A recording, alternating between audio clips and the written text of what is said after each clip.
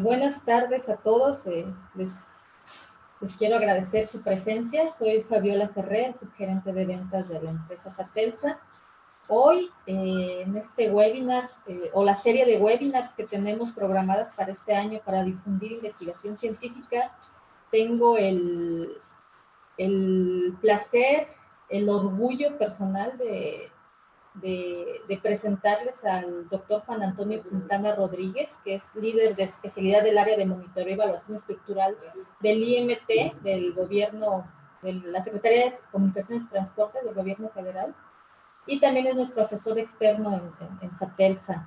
Él es egresado en la Ingeniería de Mecánica del Instituto Tecnológico de Celaya. Hizo una maestría en aeronáutica y aeroespacial en la Universidad de Purdue, en Indiana, y terminó su doctorado en el Instituto Politécnico Nacional.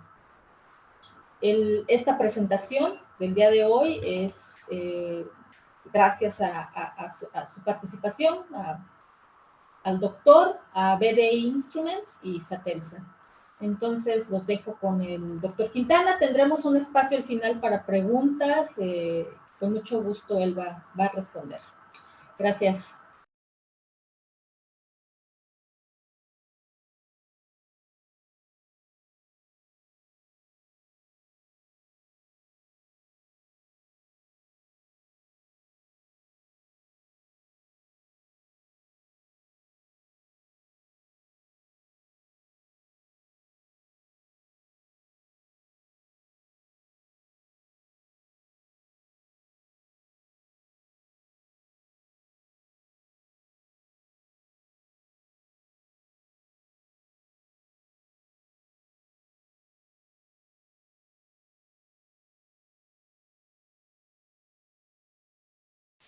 Un minuto, por favor.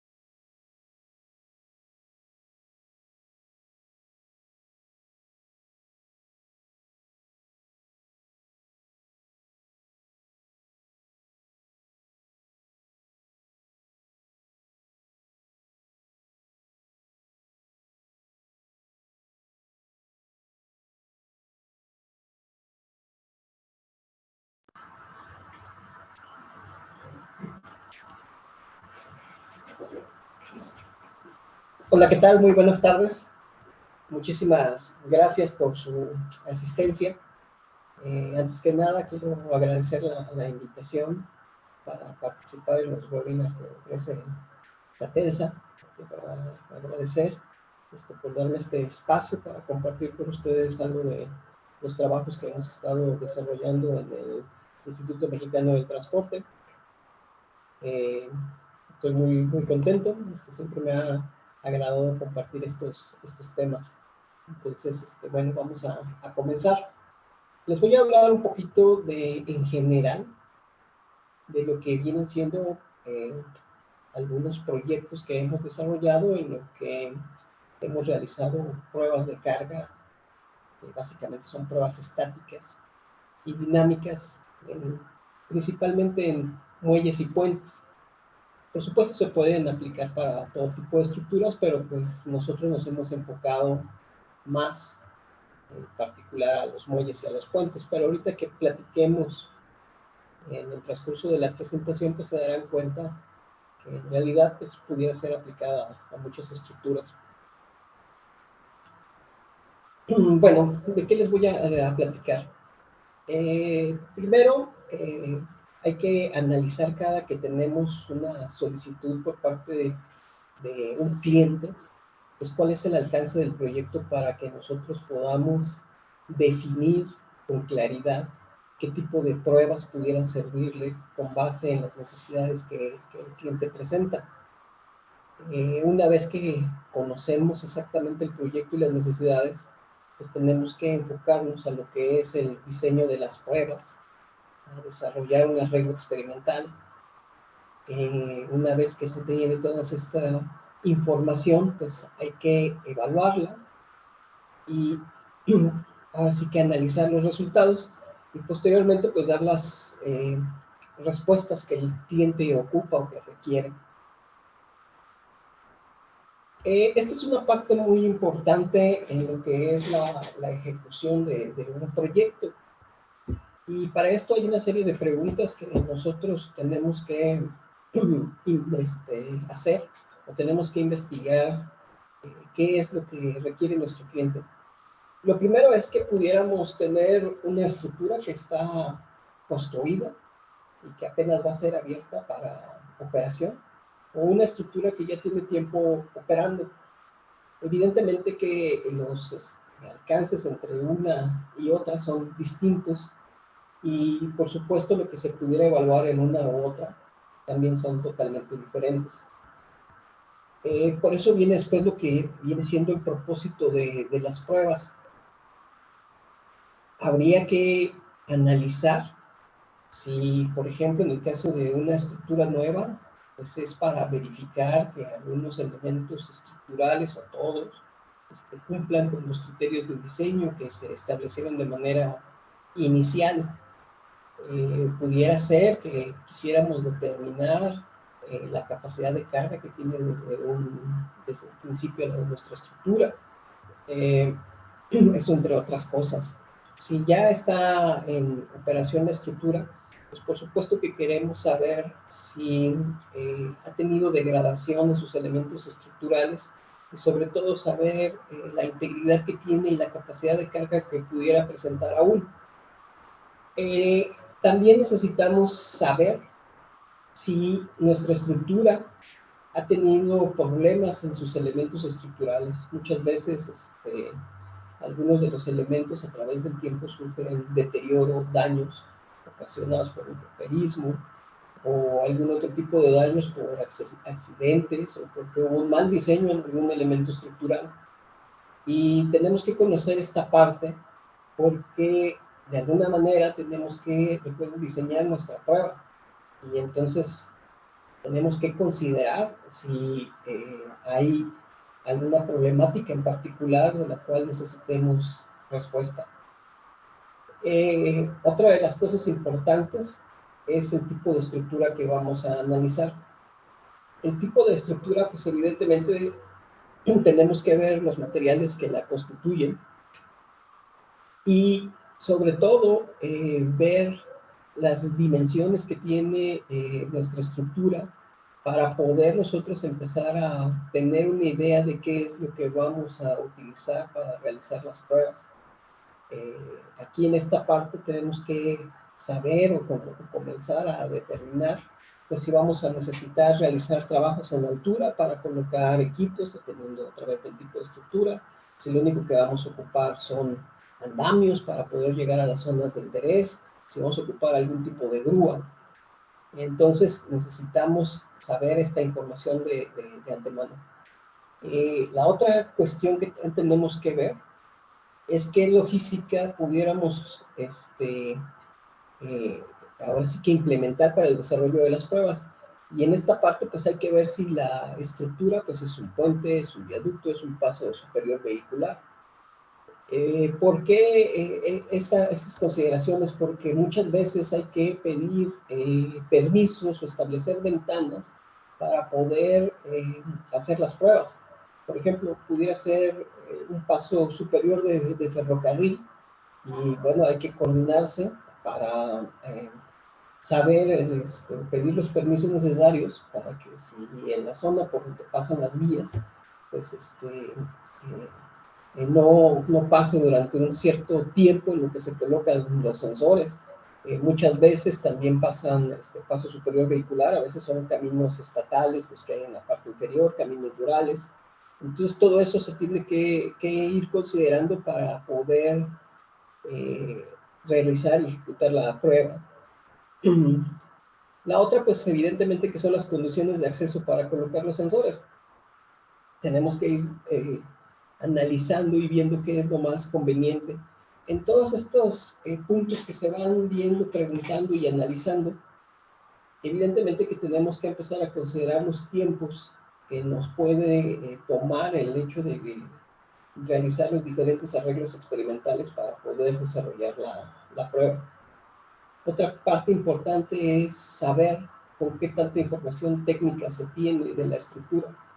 Algunas veces nuestras estructuras tienen mucho tiempo y no se tiene información técnica, no hay planos estructurales, no hay memorias de cálculo.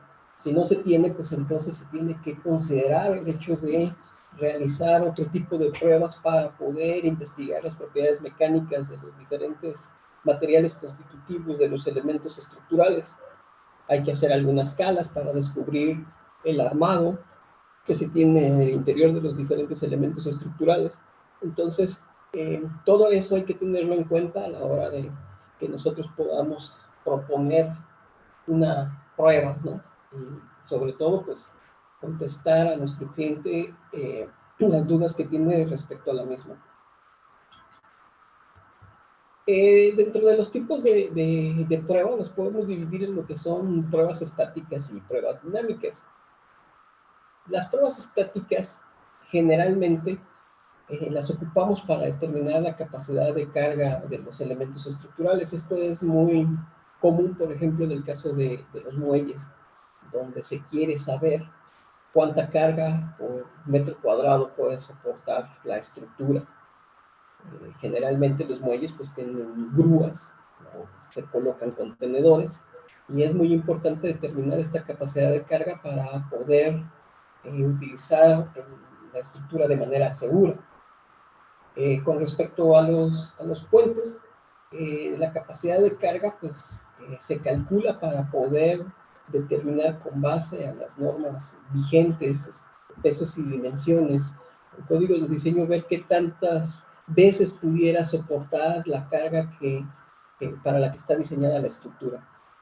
Otros tipos de pruebas estáticas es para evaluar daño en elementos estructurales, cuando sabemos que hay algún elemento estructural que ha tenido degradación o que tuvo un problema de diseño, pues se pueden hacer tipos de pruebas específicas y particulares para poder evaluar si algún elemento estructural tiene algún tipo de daño. Y de manera global, pues también podemos evaluar la integridad de lo que es toda la estructura. Ahora, en el caso de lo que son pruebas dinámicas, una de las pruebas por las que se ejecutan es para evaluar las condiciones de servicio de la estructura.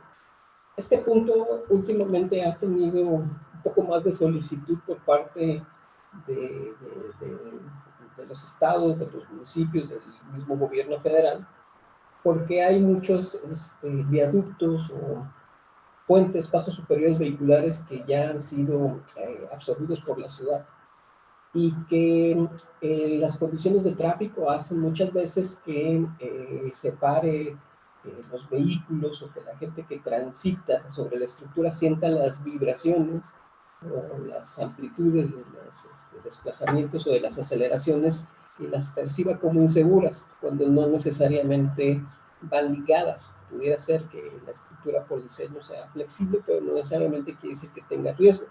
Sin embargo, es una sensación incómoda y por lo tanto pues también hay que ver las posibilidades de solución y evaluar si estos niveles de desplazamiento, de aceleración, sobrepasan ciertos límites que incomodan a los usuarios.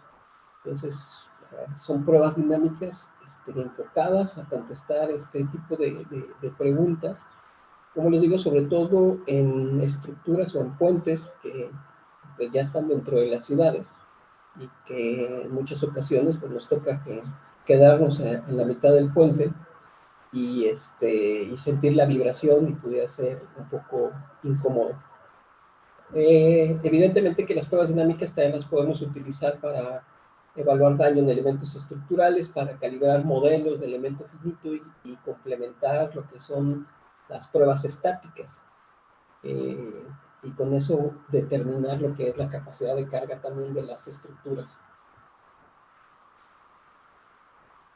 Ahora, las pruebas más comunes de estáticas son pruebas de carga donde básicamente lo que hacemos es colocar una serie de cargas que sabemos que tienen un peso conocido en distintas posiciones de nuestra estructura, y lo que se hace es colocar una serie de sensores que hablaremos un poquito más adelante, y lo que calculamos pues es la respuesta de la estructura ante estas solicitaciones.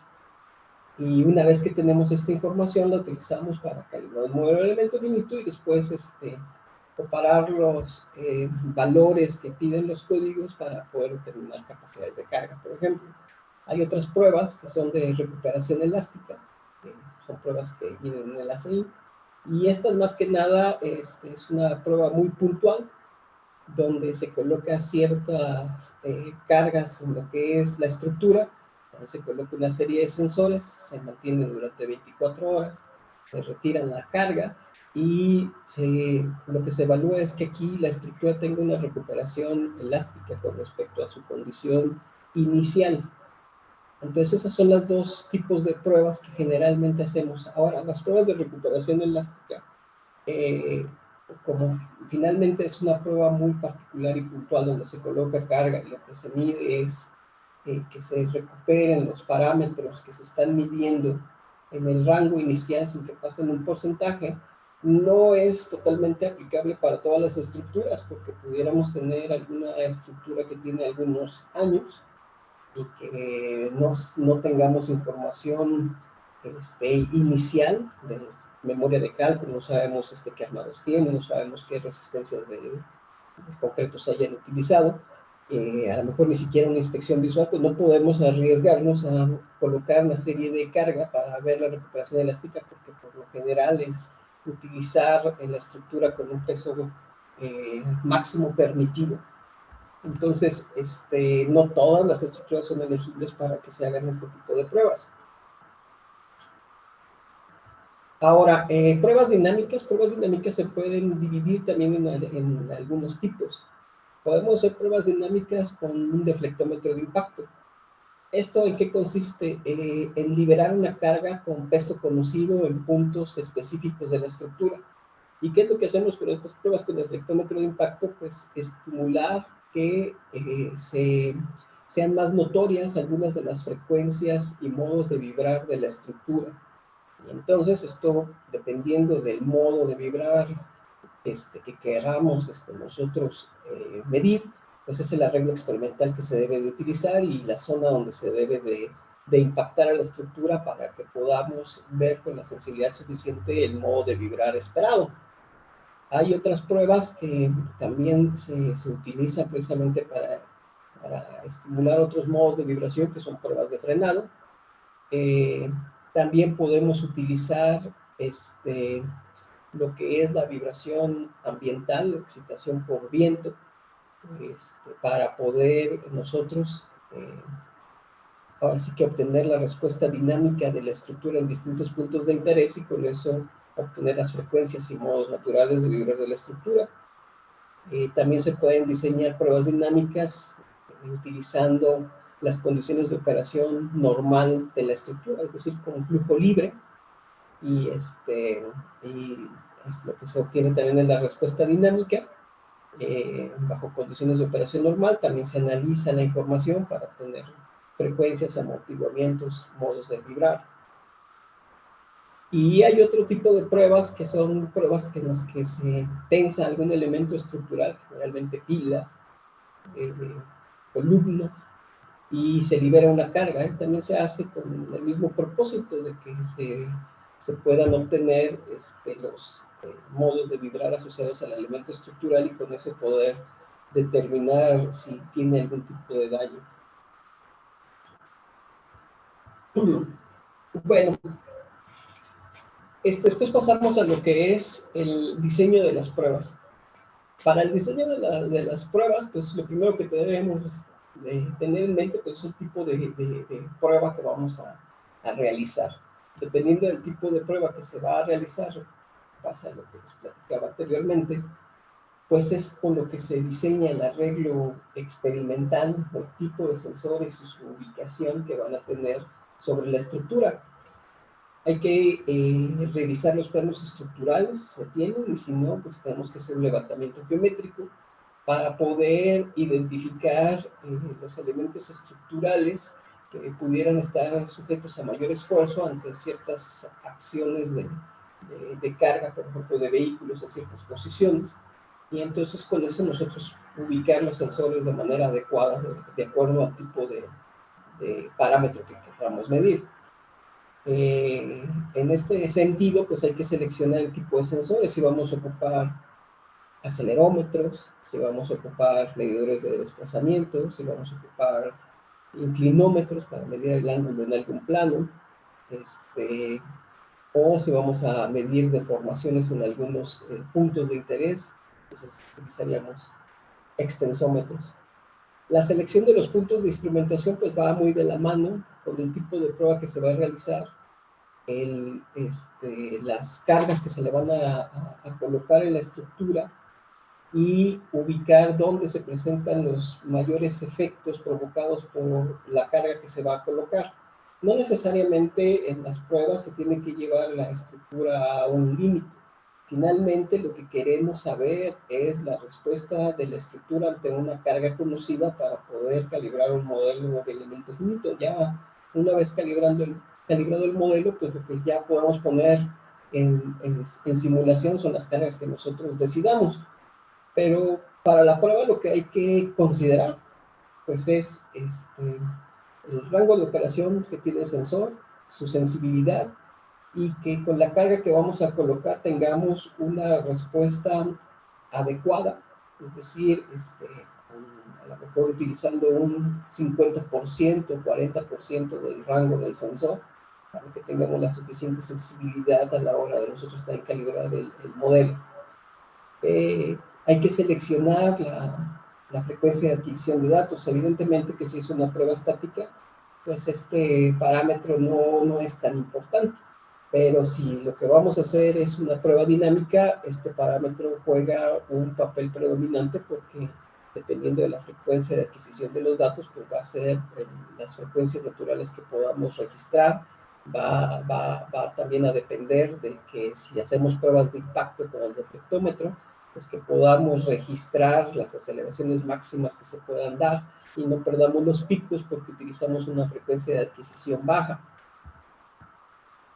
Otra de las cosas que tenemos que ver pues son los vehículos de prueba que se van a utilizar. Muchas veces hay que ver aquí lo que es la longitud de la estructura, el ancho de los claros, para poder elegir de manera correcta el vehículo que pudiéramos obtener mayor sensibilidad de acuerdo al arreglo experimental que se está proponiendo. Por ejemplo, pudiéramos tener un puente de claro muy corto, donde a lo mejor poner un vehículo T3S2R4, que es uno de doble remolque, no tiene mucho sentido, porque pues, el doble remolque va a sobrepasar la longitud del claro corto. Entonces, genera más concentración de carga poner un vehículo de volteo, un C3, que un T3S2R4. Finalmente, la carga se distribuye entre menos X, pero el claro es más corto y por lo tanto se logran concentraciones de carga mayor. o pudiera ser tener lo contrario, una estructura con claros más largos, donde sí pudiéramos requerir de otro tipo de vehículos, a lo mejor un T3S3, que es un vehículo con solo remolque. Entonces hay que definir qué tipo de vehículo nos conviene más para la prueba. Hay otros casos, por ejemplo, en el caso de los muelles, donde la separación de los paneles o el cuadro que tenemos en el panel, las longitudes que hay entre los ejes y las filas es muy corta y necesitamos todavía que se concentre la carga. Y pues lo ideal pues sería que pudiéramos ocupar las mismas grúas que utilizan para descarga. No todos los muelles las tienen y pues tenemos que configurarlo con algún peso que podamos concentrar, ya sea a través de un vehículo C3, para poder lograr el objetivo de la prueba. Tenemos que ver dónde colocar nuestros vehículos de acuerdo a los esfuerzos, deformaciones, inclinaciones que estemos esperando. Por supuesto, siempre debemos de tener claro cuál es el parámetro que vamos a medir y la sensibilidad que esperamos obtener de acuerdo a la posición de los vehículos. Y otra parte importante aquí en el diseño de las pruebas pues es la logística. Tenemos que platicar ahora sí que con el encargado de la estructura, porque hay que coordinarse tanto para colocar los sensores, porque si vamos a utilizar grúas, por ejemplo, pues hay que cerrar un carril. Si no se van a utilizar grúas y se va a hacer trabajos en altura, pues de todos modos hay que señalizar. Ahí es menos invasivo si se hacen trabajos con altura, donde alguien se cuelga a través de rapel y coloque los sensores. Generalmente los dueños de los puentes y de los muelles, pues no es que tengamos todo el tiempo para poder hacer las pruebas. De hecho, por ejemplo, en el caso de un puente carretero, pues lo que se nos permite a lo mucho cerrar la estructura son de 7 a 10 minutos, porque pues empiezan a generar escenarios de tránsito muy pesados. Entonces, se tienen que diseñar las pruebas de tal manera que en 7 minutos se pasen los vehículos, se coloquen, se mida y se saque los vehículos y se libere el tráfico, volver a esperar a que se desahogue otros 10 minutos y hacer la siguiente prueba. Entonces, todo eso hay que verlo porque al final tenemos que considerarlo dentro del trabajo que se va a estar realizando en el día. Una parte, pues, es llegar y hacer la colocación de los sensores. Una vez que están conectados los sensores, pues es tener el programa de lo que son las pruebas de carga. Se realizan las pruebas de carga y luego es quitar los sensores de su lugar. Y eso, como les comentaba, pues hay que ver cómo se va a hacer. Se va a hacer con andamios, con grúas, con trabajo de altura para saber los tiempos y poder hacer el diseño de las pruebas y la logística que vamos a seguir. En los muelles es igual, tenemos que buscar ventanas de tiempo donde los muelles no estén ocupados, donde no lleguen barcos, porque si no, no podemos trabajar. Hay que conseguir lanchas para poder llegar a la parte inferior de los muelles y hacer la instrumentación. Entonces, todas esas ventanas de tiempo que se generan, pues hay que aprovecharlas de la mejor manera para poder obtener los resultados que necesitamos.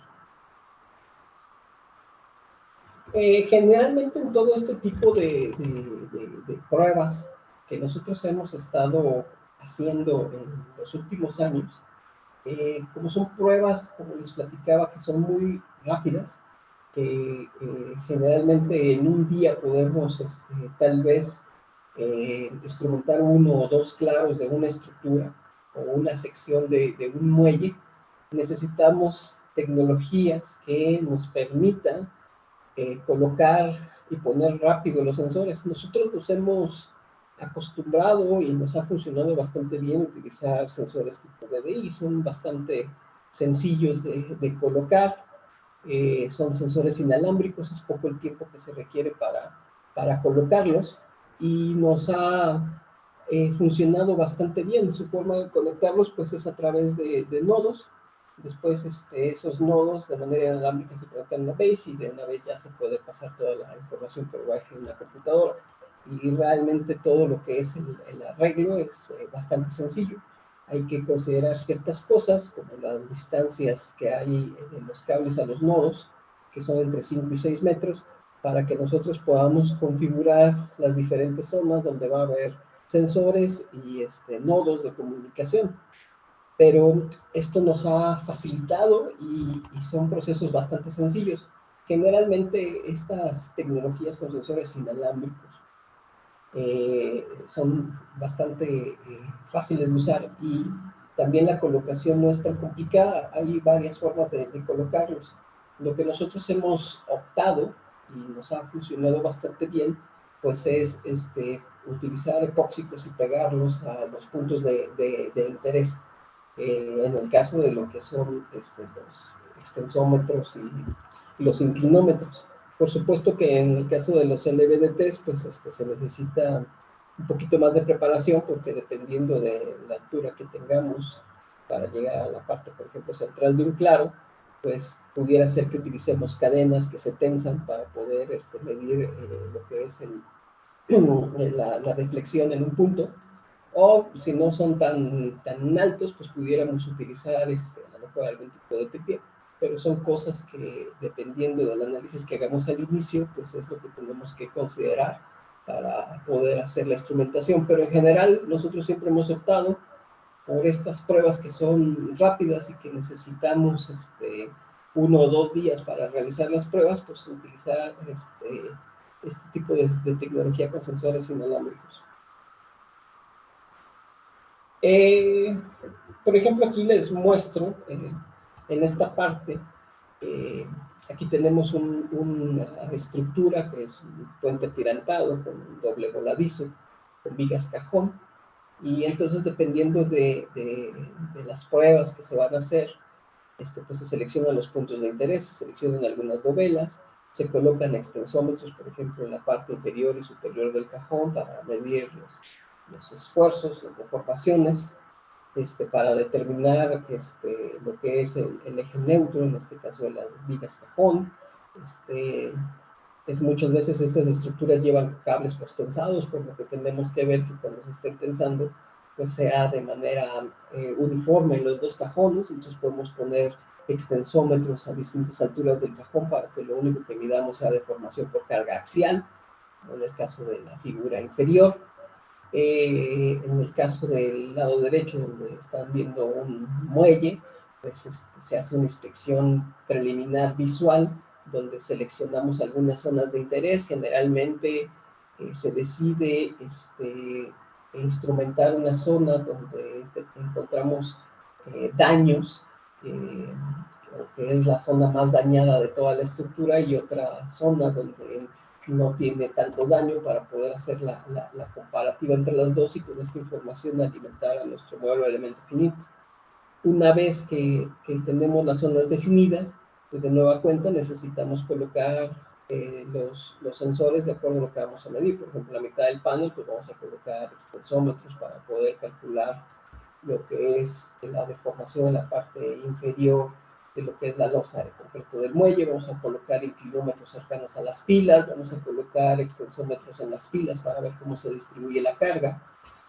Entonces, dependiendo de los esfuerzos que se quieran medir, de las variables que se quieran medir, pues son los sensores que ocupamos.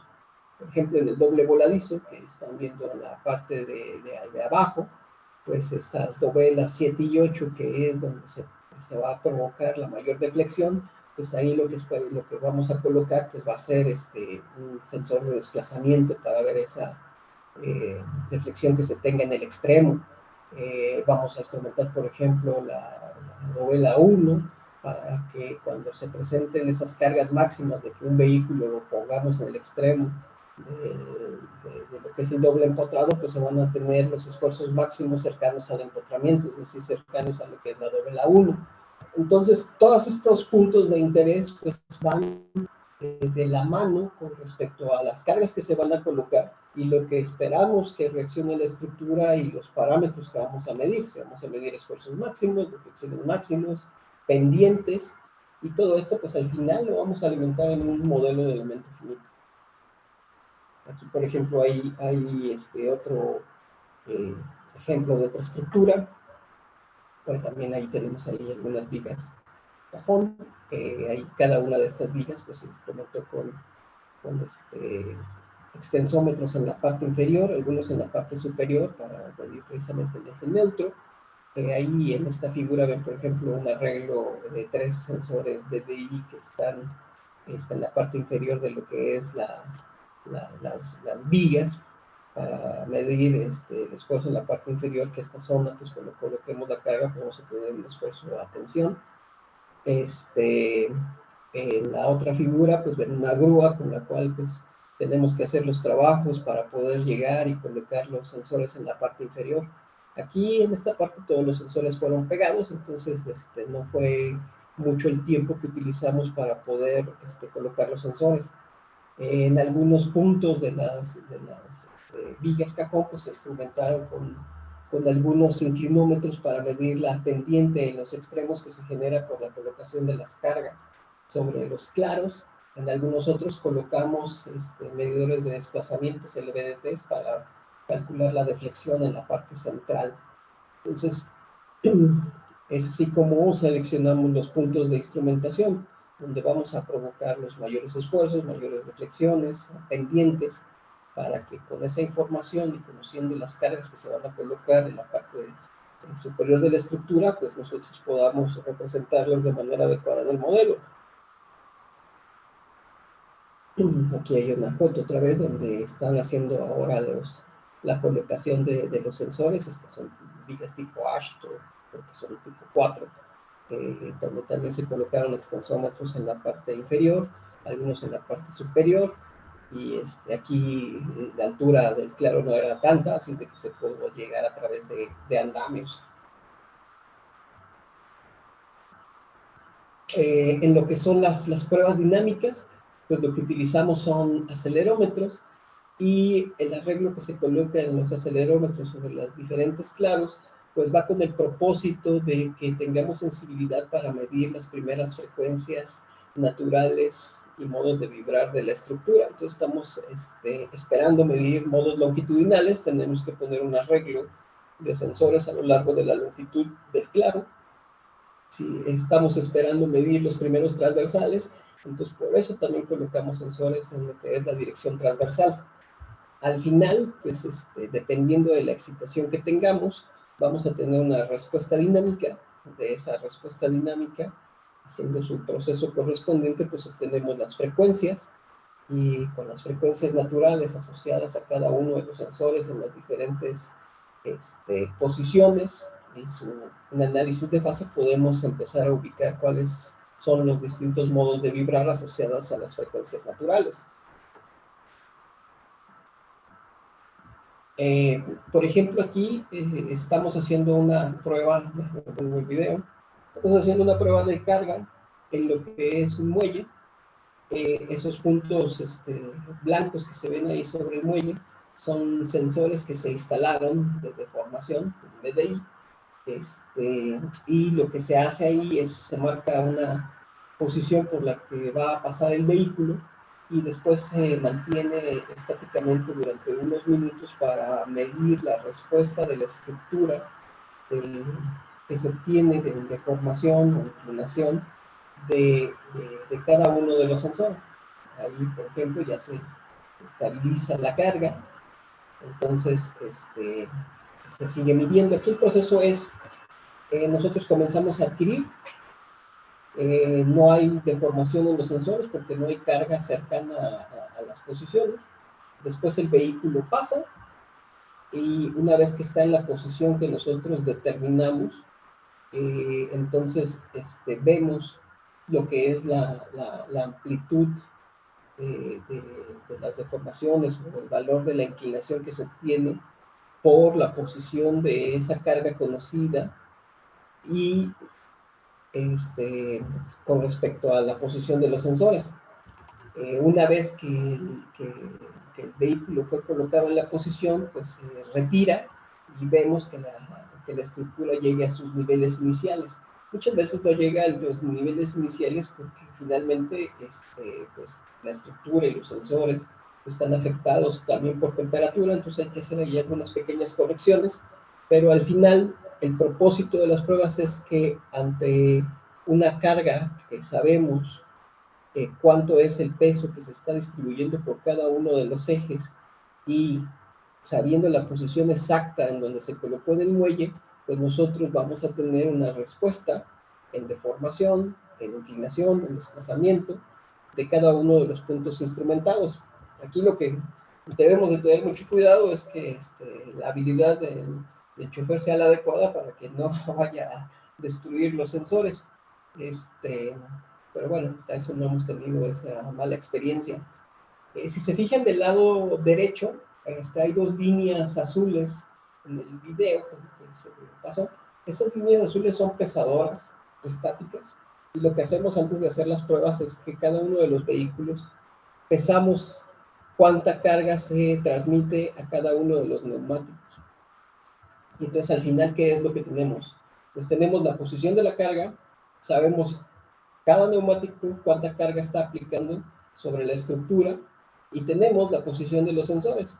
Entonces toda esa información es útil para poder calibrar nuestro modelo de elemento finito y con eso después hacer una serie de evaluaciones. Pues básicamente, si ven en la parte izquierda, pues ahí están las zonas donde se va a colocar el vehículo. Ahí está la posición 1, nos basamos con respecto al eje 2 del vehículo de carga, que es un vehículo tipo C3.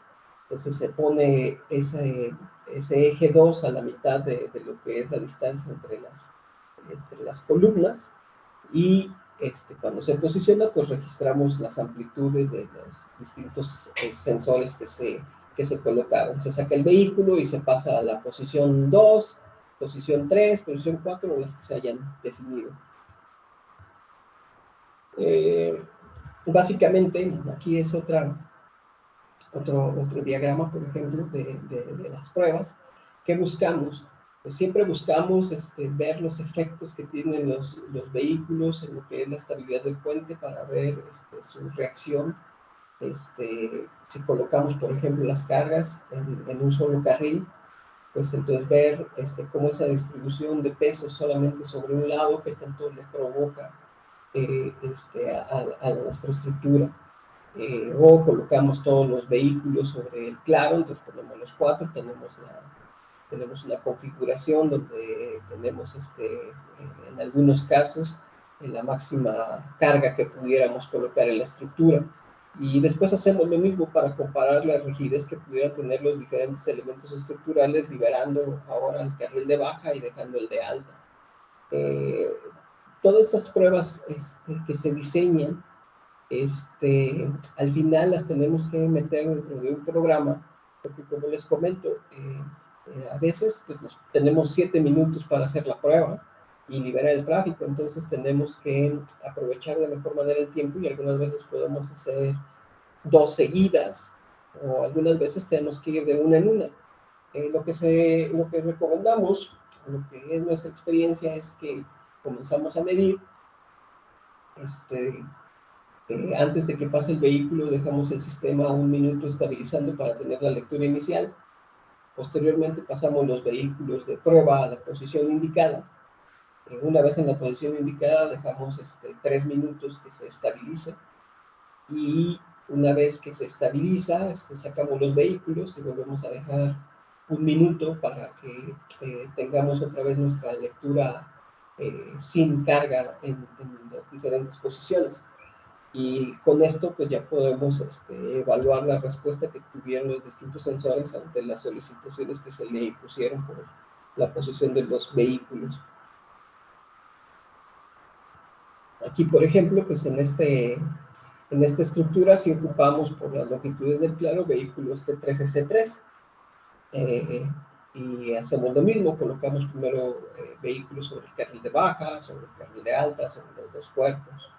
De tal forma que podamos tener distintas representaciones de la respuesta de la estructura ante distintas consideraciones o configuraciones de carga en la misma.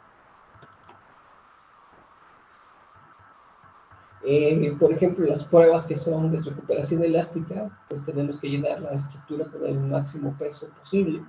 En este caso, esta que les estoy mostrando, utilizamos vehículos C3. por las longitudes del claro pudimos acomodar hasta 8. Aquí lo que nos piden es que la misma secuencia en las que se va a cargar la estructura se vuelva a descargar. Entonces hay que diseñar bien la logística de cómo se va a poder cargar la estructura. Además, aquí como es una prueba de 24 horas, aquí esta estructura tiene que estar cerrada al tránsito, porque se deja la carga máxima durante 24 horas, y cuando pasan las 24 horas se retiran los vehículos en la misma en secuencia inversa de cómo se colocó la carga inicial. Entonces aquí, ¿qué hicimos con colocar vehículos tanto en la parte frontal como en la parte trasera? Era un puente con 2 claros, y se hizo esta secuencia que se está viendo aquí en el esquema, donde primero en el carril de alta se colocan los 2 vehículos, uno estaba en la parte trasera, uno en la parte frontal, uno entró de reversa, el otro de frente, y luego se sitúan en el de baja, y luego se sitúan otra vez en el de alta, pero ya en la parte cercana a los estribos, y finalmente se llena toda la estructura, se deja las 24 horas y se vuelve a retirar, ahora en secuencia inversa. En el caso de lo que son muelles, pues por ejemplo aquí se pudo utilizar esta grúa. Lo que podemos hacer es hacer circular la grúa sobre posiciones definidas, y entonces comenzar con el arreglo experimental que se propone, pues empezar a recabar información de los sensores cuando pasa por los distintos puntos donde están colocados. Algunas pruebas las hacemos a velocidades muy bajas, para que no tenga repercusión lo que es el efecto dinámico. Algunas otras veces lo hacemos estático totalmente, es decir, dejamos cierto tiempo en la posición de la estructura en un punto y se realiza la medición. Si hacemos el paso de la carga de manera cuasi estática, realmente no tiene mucha diferencia en las magnitudes que se están registrando con una prueba estática que una cuasi estática. Eso sí, la carga debe de pasar a velocidades muy bajas, unos 5 kilómetros por hora menos, para que podamos registrar casi lo mismo. El hecho de que pasa a velocidades más altas, pues lo que pasa es que tenemos un factor dinámico que puede ir en un 10, 15%, inclusive en algunos casos al 20%, dependiendo de la velocidad a la que pasa el vehículo.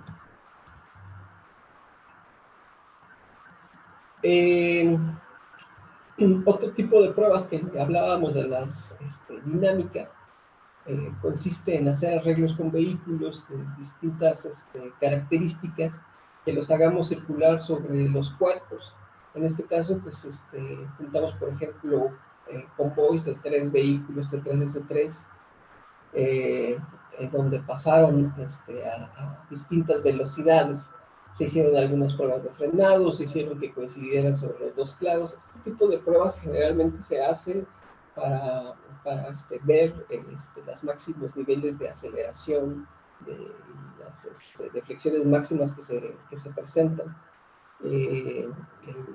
Otra vez, como les comentaba, en el sentido de contestar preguntas de que muchas veces las personas que circulan sobre ellas sienten que no son seguras porque perciben las vibraciones, entonces les causa una situación de incomodidad.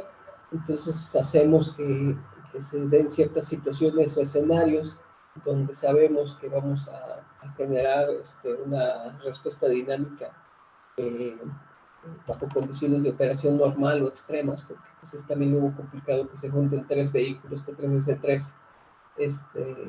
de manera continua.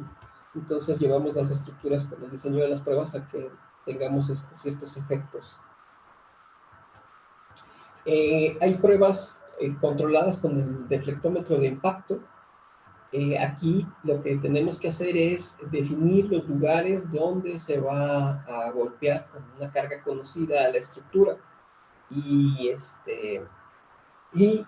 recuerden que tenemos una serie de sensores de aceleración, acelerómetros, y entonces lo que hacemos es que dependiendo de dónde se golpea la estructura son los modos que estimulamos. Si golpeamos al centro de un claro, pues vamos a estar estimulando los modos longitudinales impares. Si nos vamos a un cuarto, a un tercio, pues estaríamos, por ejemplo, en el caso de un cuarto, pues estaríamos con los pares. Si nos vamos a un extremo, pues estaríamos excitando los que son los modos transversales. Entonces, dependiendo del lugar donde se esté golpeando a la estructura, pues es los modos que vamos a hacer que se manifiesten con mayor claridad. Entonces, lo que hacemos es, en esos puntos verdes, seleccionar la carga que se va a liberar. Se libera la carga, se excita la estructura. Aquí, ¿qué conocemos? Pues conocemos la magnitud de la carga, el tiempo en el que fue aplicado y conocemos la respuesta dinámica de los sensores de aceleración que se colocaron sobre la estructura. Otras, pues hacemos circular los vehículos a velocidades conocidas. Por ejemplo, aquí, pues hicimos circular un vehículo. La estructura aquí de doble voladizo fue la que estaba instrumentada. Y hicimos pasar un vehículo de 3S2R4 a cierta velocidad. Y con eso, pues registramos tanto niveles de aceleración, de fricción, de rotación, por el paso del vehículo sobre la zona instrumentada. Generalmente este tipo de pruebas, como vieron en la tabla, se hacen a distintas velocidades. Hay algunas ocasiones que para estimular ciertos modos de vibrar hacemos pruebas de frenado para poder observar ciertas características de la estructura que nos interesa para la calibración del modelo. Bueno, después de que ya nosotros decidimos lo que fue la colocación de la carga y decidimos lo que fue el arreglo experimental, pues ahora viene todo lo que es el análisis de la información. Entonces tenemos que ver la información técnica con la que se cuenta. Si tenemos memorias de cálculo y estamos tratando de diseño, pues es un poco más sencillo, porque ya sabemos cómo está distribuido el acero, sabemos propiedades mecánicas.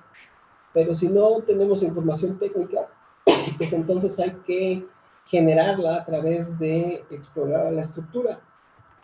¿Y qué hacemos? Bueno, pues hacemos varias cosas. Hacemos calas para saber los armados en los diferentes elementos estructurales, es decir, el espaciamiento del acero que se tiene en las losas, en las columnas, saber lo que es el diámetro de estas barras de acero que constituyen los diferentes elementos estructurales. Extraemos núcleos de concreto para poder calcular sus propiedades mecánicas. Cortamos algunas secciones de varillas que conforman el barrillado de lo que es la losa o que constituyen parte de los elementos estructurales para también hacer pruebas mecánicas. Hacemos pruebas de tensión para determinar esfuerzos de fluencia, módulo de elasticidad, esfuerzos últimos. Toda esta información al final pues, nos ayuda para que podamos hacer la calibración de nuestro modelo de elemento finito y luego ya generar cualquier tipo de escenario que queramos analizar. Entonces, entre más información tengamos, es más fácil la calibración del modelo, porque finalmente vamos a estar desde el inicio que se comienza la calibración en valores más cercanos a los que son los reales. Y entonces a través de un proceso iterativo podemos calibrarlo de manera más fácil. Una vez calibrado el modelo, pues ahora sí podemos hacer la aplicación de códigos y normas para evaluar la estructura de acuerdo a las necesidades del cliente. Entonces, de las pruebas mecánicas, como les comentaba, pues se hacen las escalas, se determina el módulo de elasticidad, de resistencia última. En el caso de concreto, todavía pudiéramos hacer otra serie de pruebas para determinar la porosidad, hacer pruebas de potencial, de resistividad, velocidad de pulso ultrasónico. Todo esto nos va a dar información para que nosotros, a la hora de estar alimentando las diferentes secciones de nuestro modelo matemático, como les comentaba, pues tener valores más cercanos a lo que está en la estructura de manera real. Entonces, por ejemplo, aquí tenemos una prueba que se hizo a una varilla de refuerzo de un muelle. Se hace la cala, se secciona la varilla, luego en una máquina Intron se hace la prueba. Podemos calcular el modo de elasticidad, la carga máxima, el esfuerzo de influencia, el esfuerzo último, y esos datos son importantes para nosotros para la calibración del modelo. Esto es una tabla de información de acuerdo a los sensores que tenemos instalados en la estructura. Recuerden que tenemos que definir el número de pruebas que se van a realizar sobre los elementos estructurales. Por ejemplo, aquí tenemos lo que es los resultados de la prueba estática 1, de la prueba estática 2, de la prueba estática 3. La prueba estática 1 está asociada a una posición del vehículo con carga conocida. Sabemos cuánto pesa o cuánta carga transmite cada uno de los neumáticos del vehículo que está colocado sobre la estructura. Y bajo la posición de esa carga y saber la magnitud, entonces ahora tenemos una lectura de cada uno de los sensores instalados. Entonces, si tenemos sensores de inclinación, inclinómetros, pues vamos a medir las pendientes, ¿no? En el plano en el que estén ubicados. Si tenemos extensómetros colocados en la losa, en vigas, en pilas, pues vamos a tener la deformación unitaria que se registra en cada uno de esos elementos estructurales. Si tenemos medidores de desplazamiento, pues como es el último renglón de la gráfica, pues vamos a tener un desplazamiento que viene a 2 milímetros. Entonces, toda esta información se utiliza cuando se tiene el modelo de elemento finito. Se construye el modelo, se asignan distintos materiales, se discretiza y se colocan las cargas en los nodos que corresponden a las dimensiones o las posiciones que corresponden en la estructura real. Otra forma para calibrar lo que son los modelos de elemento finito es con las pruebas dinámicas. Por ejemplo, aquí tenemos datos de dos tipos de pruebas. Por ejemplo, se hicieron pruebas con deflectómetro de impacto. Ahí están las frecuencias naturales que pudimos medir de cada una de las pruebas que se realizaron. Y en una columna se ve lo que son las frecuencias asociadas o que se obtuvieron cuando se hicieron pruebas con el deflectómetro de impacto.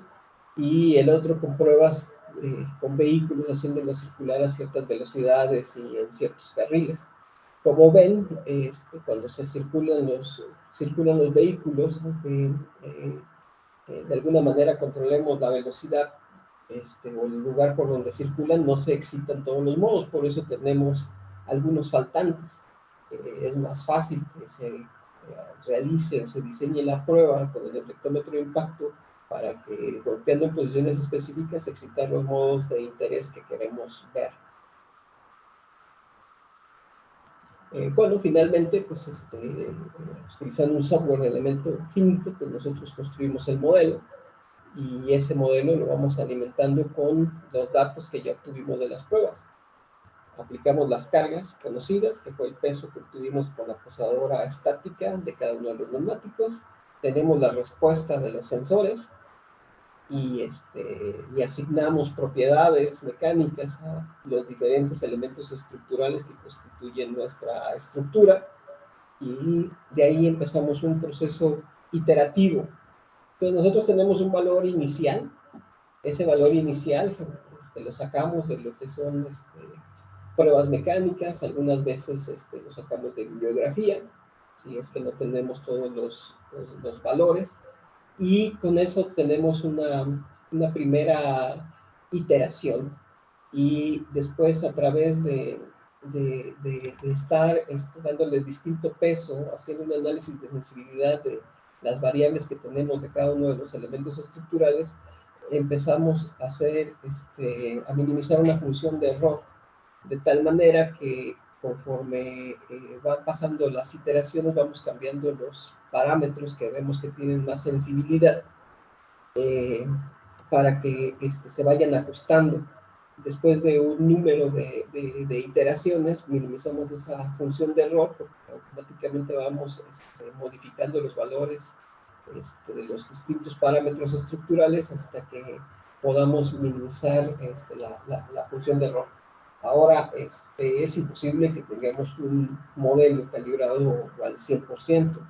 Siempre afectan muchas condiciones de la estructura, como son las condiciones de frontera, que las propiedades mecánicas de los materiales no son uniformes, que pudiéramos tener algún tipo de daño en alguna sección particular o elemento estructural que a lo mejor no es visible y que pues al final va afectando que no podamos tener una calibración de un modelo al 100%. Entonces es lo más normal que tengamos cierto nivel de error con respecto a lo que es los valores del modelo de elemento finito con respecto a los valores que estamos registrando en campo.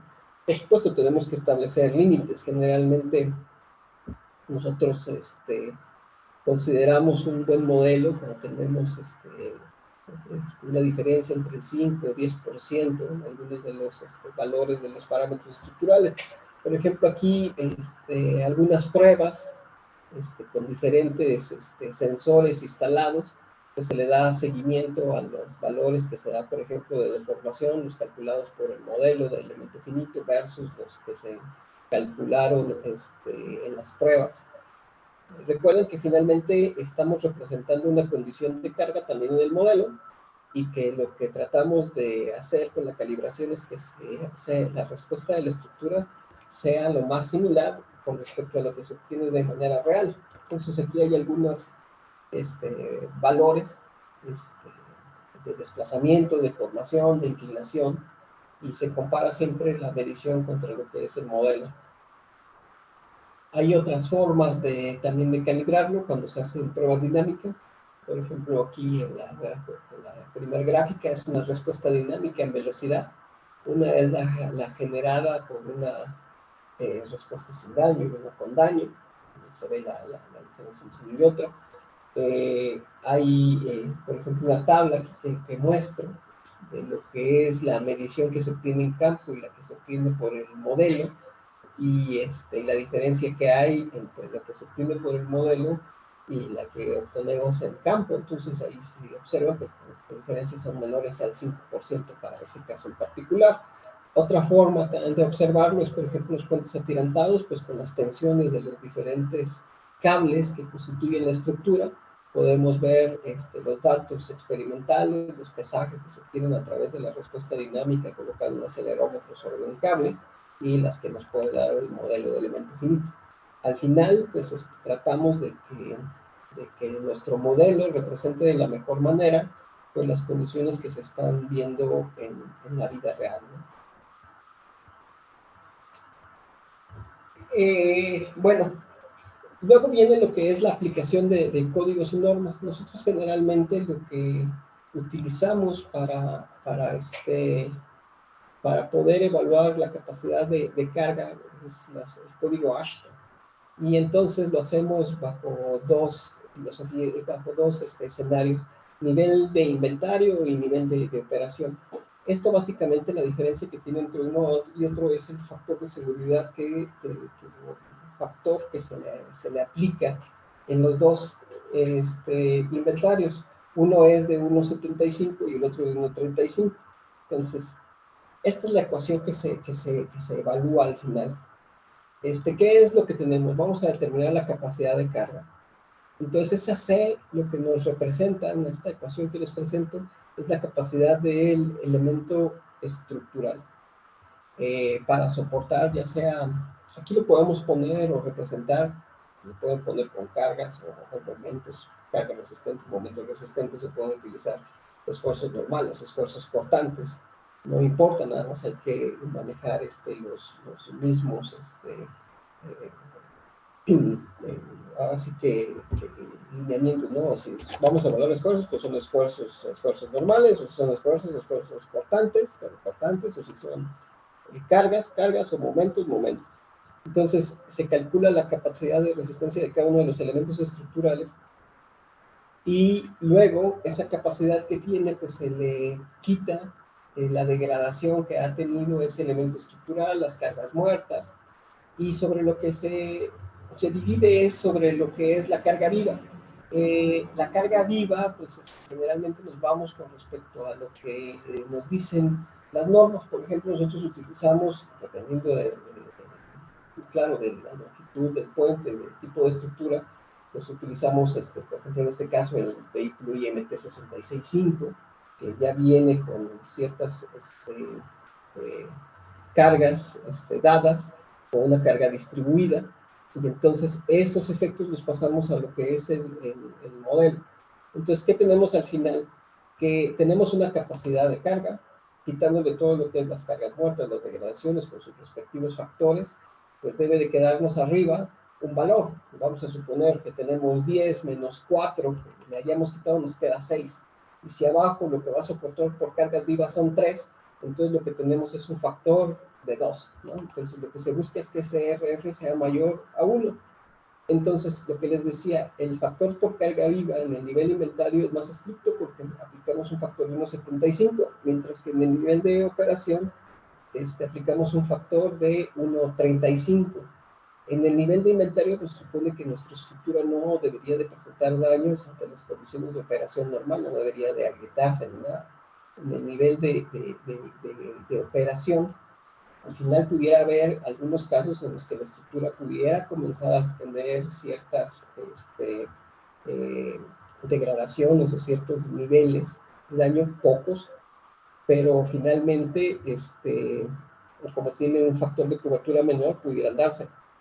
Ahora, también estas cargas dinámicas se les agrega un factor de impacto que es del 30%. Nosotros tenemos en el Instituto Mexicano de Transporte algunos puentes instrumentados y nos hemos dado cuenta que, por ejemplo, el factor de impacto, ahora sí que por carga dinámica no es del 30%, generalmente ronda entre el 15 y 20%. Entonces, el factor que nos piden los códigos está un poco más alto, entonces de alguna manera estamos protegidos. Y al final, ¿qué se hace? Todos los elementos estructurales se evalúan con respecto a la acción de los esfuerzos, ya sean normales, cortantes, y se determina, por ejemplo, aquí están en momentos resistentes. Entonces, cada uno de esos elementos se evalúa, su capacidad de carga, lo que es demandado por carga viva, por carga muerta, y se calcula en el nivel de inventario. Entonces, por ejemplo, esta estructura para lo que exigían las normas del vehículo de IMT 665, por ejemplo, tiene un nivel de inventario de 2.91, quiere decir que puede resistir esa carga 2.9 veces, mientras que en el nivel de operación, como es un factor más bajo, pues es 3.7.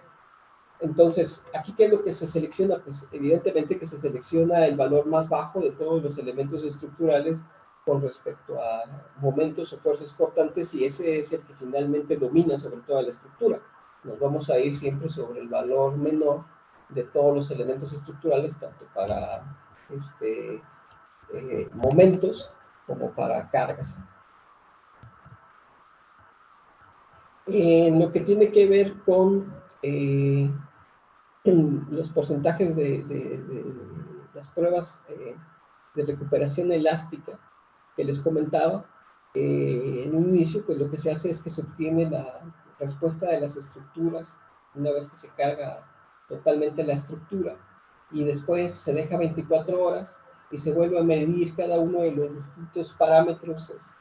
Por ejemplo, aquí nosotros medimos desplazamiento y deformación, y entonces se evalúa el porcentaje remanente, lo que no se recuperó la estructura. La norma 6 pide que sea inferior al 25%, entonces si esto sucede y es menor al 25%, entonces pasa este tipo de prueba.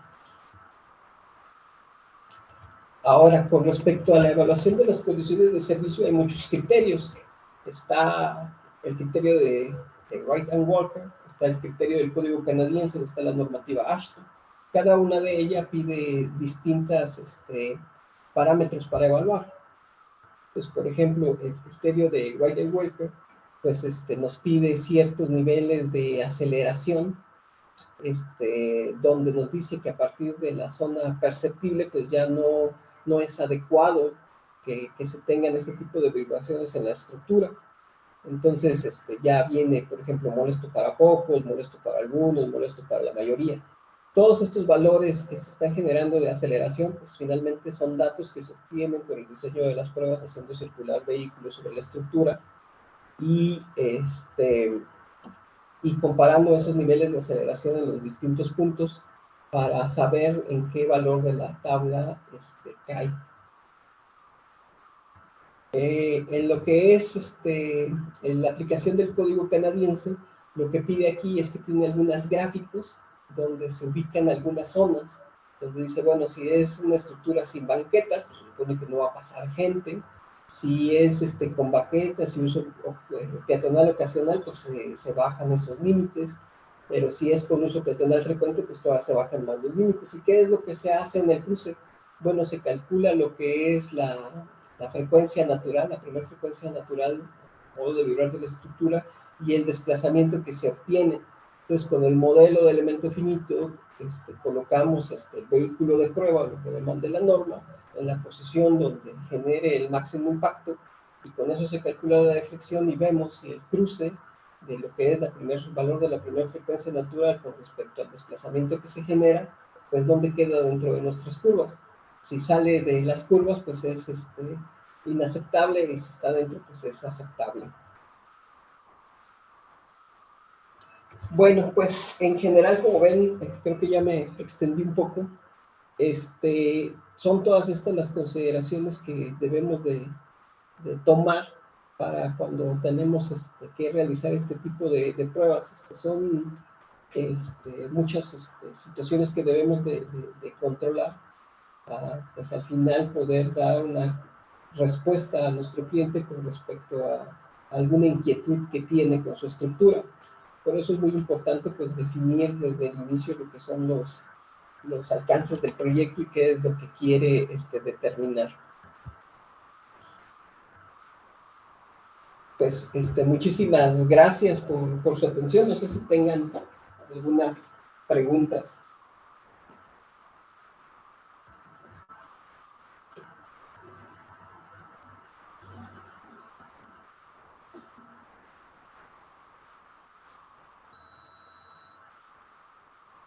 Hola, si tienen alguna pregunta, podemos abrirles micrófono, o si gustan escribirla en el chat, adelante. O si posteriormente gustan mandarnos algún correo con sus dudas. Esta charla se va a subir a nuestras redes, estén pendientes. Y si requieren de algún diploma, algún documento, con gusto estamos a sus órdenes.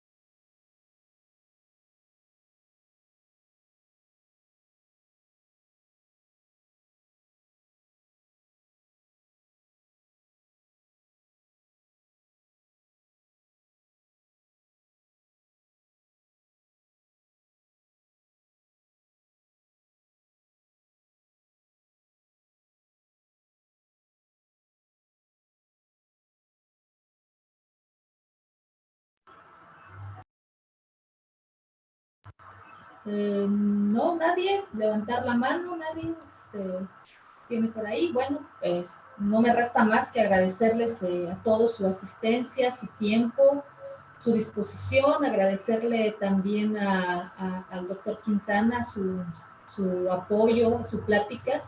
Y bueno, cualquier duda que tengan acerca del tema, acerca de sensores, acerca de equipo BDI, estamos a sus órdenes aquí en Satelsa, ya sea para asesoría con el doctor Quintana a través de nosotros, para información de equipos BDI, si gustan saber un poco más de estos sensores, que no solamente se ocupan en las aplicaciones que menciona el doctor, sino que tienen diversas aplicaciones, podemos platicarlo. Pues estamos a sus órdenes en nuestras redes sociales, en nuestro correo de ventas, o en nuestros teléfonos que ya conocen. Muchísimas gracias a todos y estén pendientes de los próximos webinars. Buenas noches.